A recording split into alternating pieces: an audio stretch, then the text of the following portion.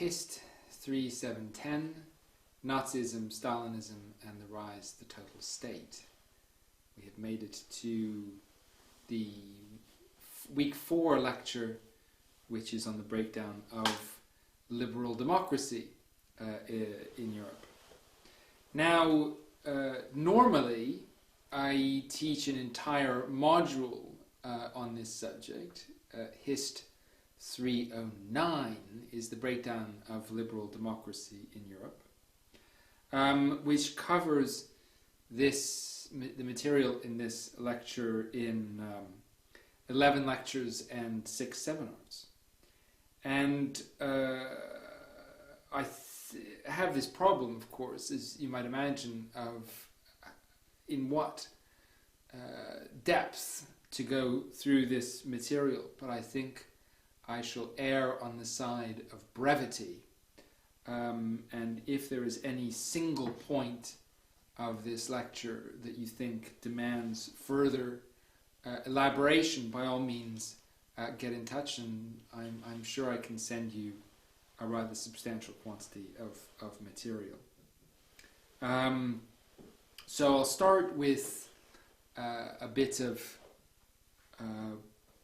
a recapitulation of the first 2 substantive lectures, and then we'll talk a bit about the rise of democracy and then its collapse, or at least where and why it falls in the European interwar.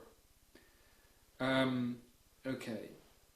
And broadly speaking, we are talking about how, certainly in the late 19th century, the broadest political trend across Europe is towards the development and growing strength of democratic institutions across Europe. So almost all states of Europe by the end of the 19th century have some democratic or proto-democratic institutions. But by the end of the 1930s, those democratic institutions have collapsed across many European states. So the democratic institutions have collapsed in France, in Germany, in Spain, in Portugal, in Italy, in Poland, in Czechoslovakia, Hungary, Romania, Finland, and we can keep on listing those countries. So we're trying to understand why so many... we're trying to explain the poor reputation of democracy in Europe. And it's a part of this module because the poor reputation of democracy in the interwar helps us understand, in part, the rise of totalitarianism and the attraction of some of the elements of totalitarian rule across Europe. But let me return here to my sort of gentle recapitulation of the elements of the first lectures. So this module generally is about the rise of totalitarian states, but more specifically it is about what totalitarianism is, and whether totalitarianism was a new and unprecedented political phenomenon in the European interwar. So Friedrich and Brzezinski, our favorite authors in Totalitarian Dictatorship and Autocracy, have argued that it was. And their definition of totalitarianism remains the most influential definition of totalitarianism. Now, what I'm trying to convey in the first 3 introductory lectures is a few fundamental flaws in that definition in order to give you the opportunity to consider for yourselves whether it's possible to revise, to find a revised and more convincing definition, or whether you want to conclude rather that it's necessary to abandon the idea of totalitarianism altogether. So were the totalitarian states unique and unprecedented? Now, implicit in Friedrich and Brzezinski's definition is a stark contrast between democracy and totalitarian dictatorship. Okay? So we have a terroristic police state in totalitarian states versus a state that respects civil liberties. A state that attempts to shape the way people think versus a state that is itself shaped by popular opinion. Right? A state characterized by total control from above versus a state characterized by popular participation from below. An invasive state on the one side versus a state whose powers are specifically delimited. Government by a single ideologically driven party versus a state which encourages the political expression of diverse views. So a series of stark contrasts between totalitarian states and democratic states. And this all seems pretty stark and logical. Okay? All these differences. But what I want to do is gradually to convince you that these contrasts are ahistorical. This is an us versus them world that Friedrich and Brzezinski are presenting, which is characteristic more of the Cold War confrontation between the US and the USSR.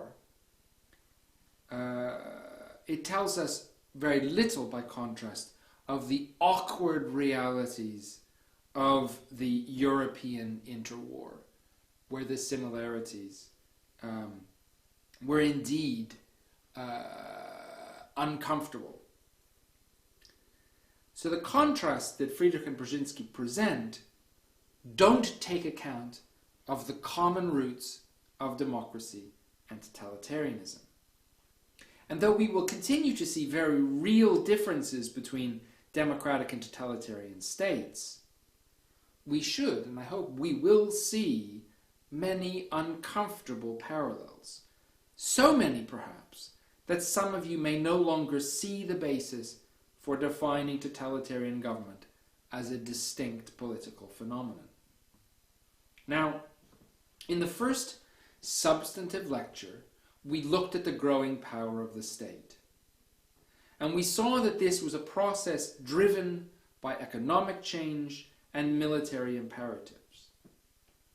And we saw that while in the middle of the 18th century, the state was capable of little more than extracting resources, extracting grain to feed the cities, extracting taxes, extracting soldiers, by the beginning of the 20th century, the major combatants in World War I had developed sophisticated and deeply invasive mobilizational states. So the states, democratic and imperial or autocratic, of the early part of the 20th century had devised mobilizational states, where they mobilized all men and material resources to aims identified by the state. So in the interests of fighting the war, they could and did control and direct all human and material resources to ends which they had defined. So technologically, this was the basis for totalitarian government. Now, in the lecture last week, we looked at the military and non-military motivations behind a powerful and invasive state.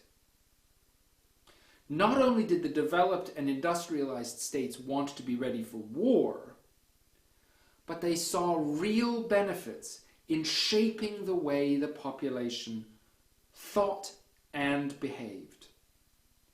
They used compulsory state education to shape patriotic and pliant citizens. And to this end, they promoted nationalism with flags, with national holidays celebrating the states, with patriotic anthems, and so on.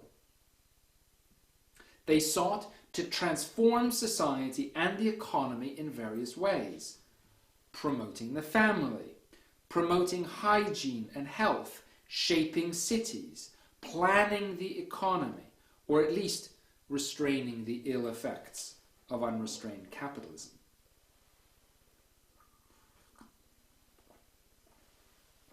In this sense, there was both the technology and the motivation to further develop a powerful and invasive state. But you might say that there were still legislative guarantees that protected the individual against the state, that citizens could still vote out an unpopular government, perhaps even a resistance to the growing power of the state. Indeed, each of these has a grain of truth. But what I want to do in the rest of this lecture is to talk about the declining reputation of democracy at the turn of the 20th century and the very real attractions in the interwar of the mobilizational state. These very real attractions meant that where democracy did not fail outright, elements of totalitarian government were adopted not only without popular resistance, but often with popular support. So let me talk a bit about, first, the rise of democracy, and then I'll turn to elements of its decline. So by the turn of the 20th century, Europe had enjoyed a century of almost uninterrupted economic growth. And this growth had been driven first by the application of steam power, and then the construction of railways, and latterly by the application of electricity, which, for example, made the assembly line possible. So this was, the 19th century was, a period of extraordinary scientific discovery. Now, you may all already have heard the anecdote about the head of the United States Patent Office, who in the late 1890s recommended that the office be shut down because everything that could be invented had been invented. So, why do I start with scientific discovery and economic growth? Well, the great scientific discoveries of the 19th century proceeded from a great shift in the intellectual climate of Europe. That is, I'm referring to here, to the Enlightenment, where the great scholars of the previous period had focused on matters of faith, on man's relationship to God and improving himself for the next life. With the Enlightenment, scholars were more inclined to focus on science, on man's relationship to the world around him, and on improving this life. Now, a century of discovery and scientific advancement later, there was an overwhelming consensus behind the idea that progress was inevitable, that the economy, government, and society could be scientifically managed and improved. And in this process, there seemed also to be a consensus that good government was democratic. And this is perhaps more in a negative sense than a positive sense. That is, less a sense of what democracy was than what it was not. That is to say, there was a consensus that the era of monarchs, of the divine right of kings, was over. So if I started with this century of scientific discovery and economic growth and had discussed discovery, let's shift to economic growth. So what about economic growth? In many ways, the changes wrought by a century of economic growth were what made it possible for democratic government to succeed. If the rule of kings was based on a largely rural feudal order, that is, a social order, crudely put, consisting of a monarch and an undifferentiated rural poor, what industrialization did was it brought the growth of cities, of professions and of the middle class. Now, it was often first the industrial magnates who, with the great economic power they generated, were able to create a base of political power outside the nobility, outside the royal houses. And what they did then, these industrial magnates, was demand protection from the arbitrary power of the monarch. As in turn, the middle classes, the professionals, the lawyers, the engineers, the shop owners, demanded protection of their property and their livelihood. So they also want protections from the arbitrary power of the crown. And it was often these middle classes that became the strongest defenders of the emerging democratic order. And emerge it did. So at the turn of the 20th century, almost every country of Europe had some kind of parliament or proto-parliamentary institution. That is, some form of representation in government. However, by the late 1930s, most of these democratic institutions had collapsed. So fascist regimes took over in Germany and Italy, the communists in Russia, Vichy in France, Franco and the nationalists in Spain, Pilsudski in Poland, and so on. So the question we need to address in the rest of this lecture is, what had happened to so undermine the reputation of democracy in Europe? Okay, so the first thing that we want to consider is the destabilizing effect of the Industrial Revolution, that is, of industrialization and urbanization. So industrialization and urbanization are both profoundly necessary to the success of democracy. But both industrialization and urbanization are destabilizing if they happen too quickly. So massive increases in the urban population in Europe deeply worried the middle class. So cities filled up with workers who were poorly housed, and often the slums that emerged had poor sanitation. They were sort of incubators of disease and of crime. So the working class itself is prone to violence and labor unrest.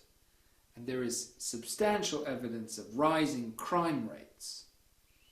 And the bourgeoisie and nobility, who had dominated the cities until the late 19th century, but the early part of the 19th century, they were overwhelmingly the largest population of cities. And by the end of the 19th century, they are a small minority of the population of cities. So the middle classes then are prone to profound doubts as to whether they want to give the vote to the working class. Whether giving the working class a vote is a good idea. Do you really want to pass the vote to this group that is prone to violence, that is kind of not only poorly educated, but in many people's view, ineducable? And whether passing them the vote is a ticket to communism or to some form of revolution. Okay? So point number one was the destabilizing effects of the Industrial Revolution.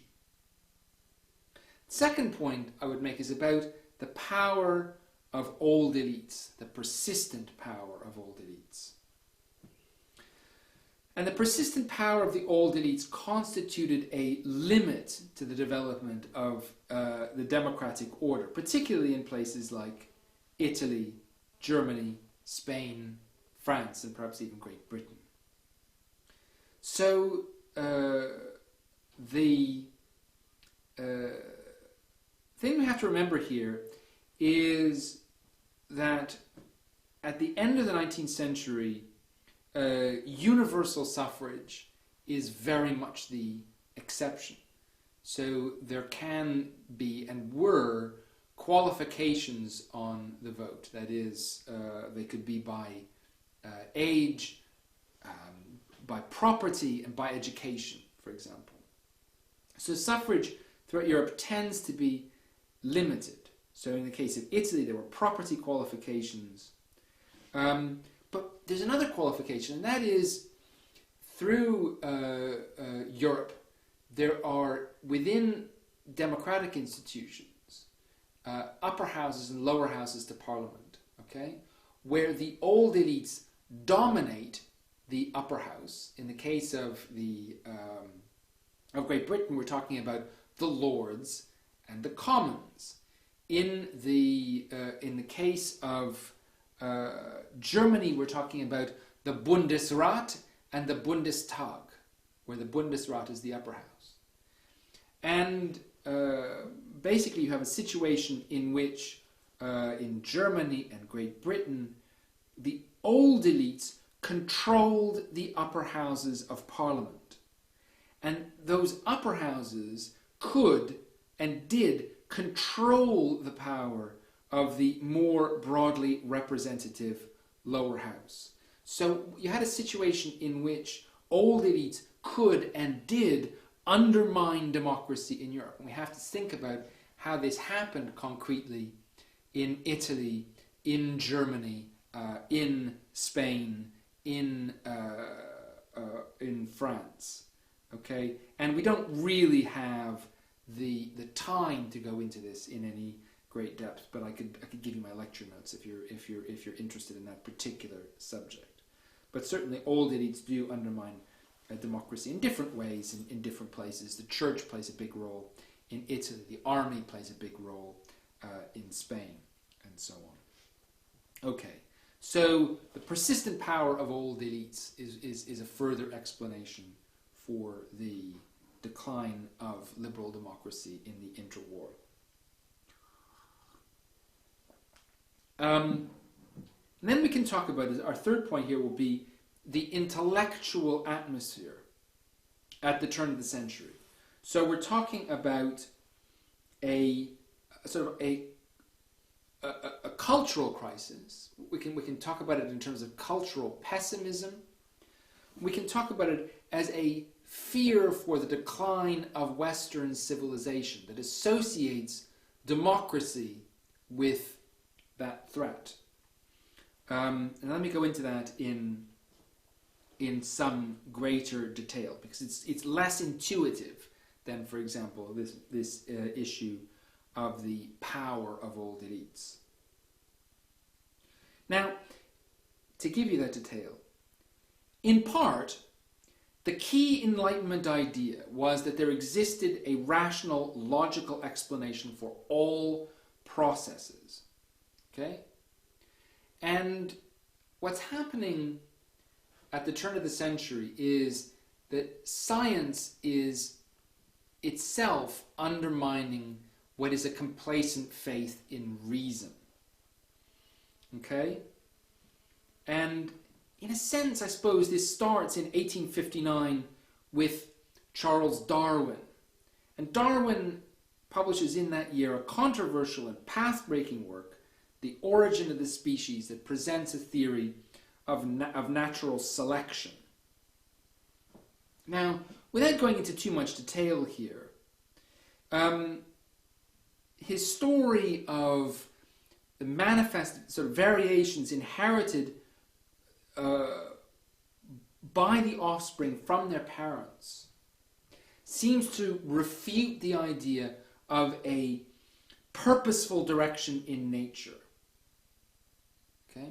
And while the idea of a cousinship of man and ape, not something that Darwin addressed directly, but which was immediately considered an implication of the book, this proved to have a greater impact. The notion that the fittest survive, and that adaptability determines the survival of a species.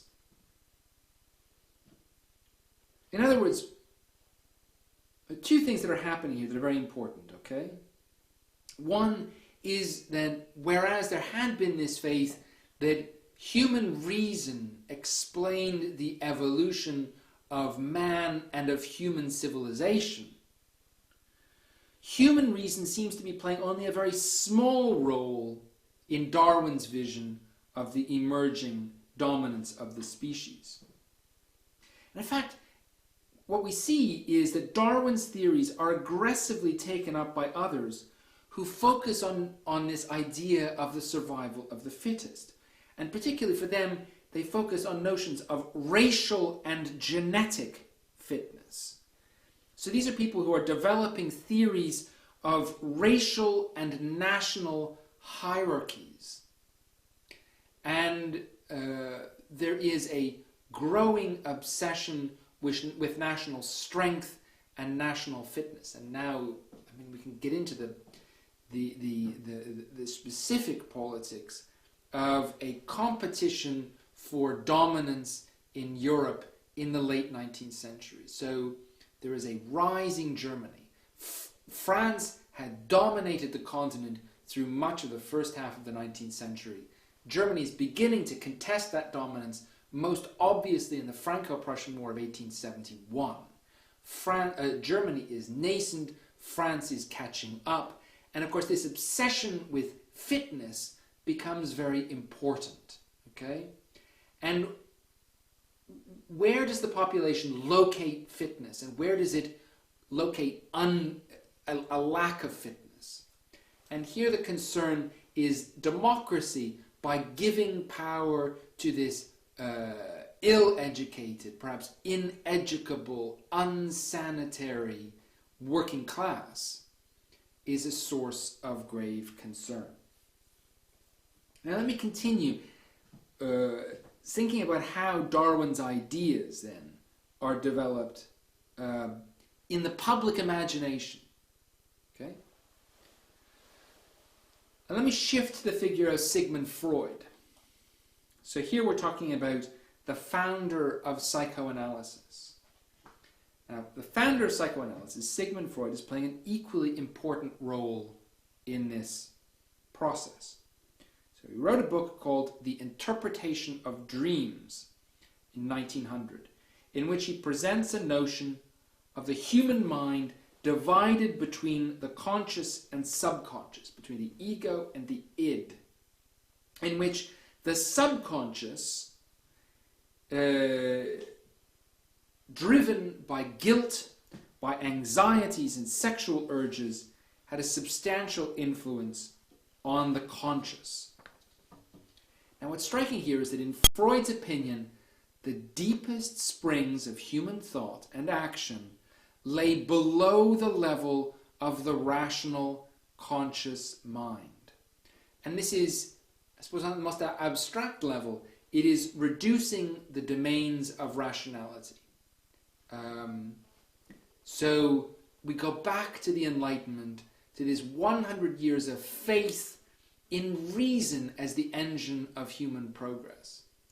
And there's this thought from Freud, from Darwin, that perhaps reason is not a guarantor of progress. And perhaps we are all driven by these irrational urges. And then the question is, who is in better control of their urges? That is to say, there's this sense that it is the working class that is less rational, that is more prone to be driven by the id as opposed to the ego. And this again reflects on attitudes towards the development of democracy. Now perhaps more obviously here, we can shift to philosophy and the figure of Friedrich Nietzsche. So Nietzsche was similarly challenging the prevailing rationalism and complacent faith in progress. So Nietzsche set out a critique of culture in 3 books. Also sprach Zarathustra, 1883, that is, Thus Spoke Zarathustra, Beyond Good and Evil, 1886, and The Genealogy of Morals, 1887. And these were, broadly speaking, ignored at the time that they were published, but they became much more topical by the turn of the century, and they were republished posthumously under the title Will to Power in 1900. And when they were republished, they were enormously popular and influential. Now, these books all concerned the emergence of the man of the masses, the working class, and the consequences of the emergence of the working classes. And what Nietzsche was doing was he was defending the importance of the elite and of the strong individual. And he, like other, perhaps less sophisticated cultural critics at the turn of the century, shared Nietzsche's concern for the future of Western civilization and thought that Western civilization was in decline, thought that it was the elites who had been the authors of civilization and its progress, and saw and thought that the rise of the masses explained the fall of previous civilizations. So these cultural critics, again, as I say, less sophisticated than Nietzsche, saw the dark side of material and technological progress in the crowded and polluted cities, in the deepening of class tensions. And most spectacularly, they saw the decline of Western civilization and the limits of reason in World War I. How was the mass slaughter allowed to happen? Millions of innocent civilians sent to be slaughtered, and for what?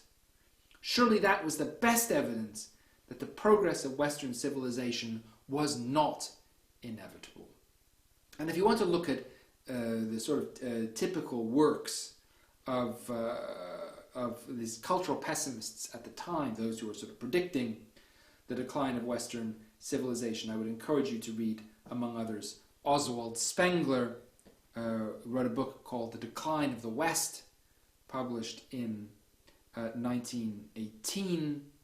There is Gustave Le Bon, who wrote the Era or the Age of the Crowd, somewhat earlier, as I remember, and Ortega y Gasset. Now, will I be able to remember Ortega y Gasset's book? The Revolt of the Masses. I think that's somewhat later, 1930, if I'm not mistaken. So these are very, very influential and broadly read books predicting, anticipating the decline of Western civilization. So what does this mean? What did this mean for democracy?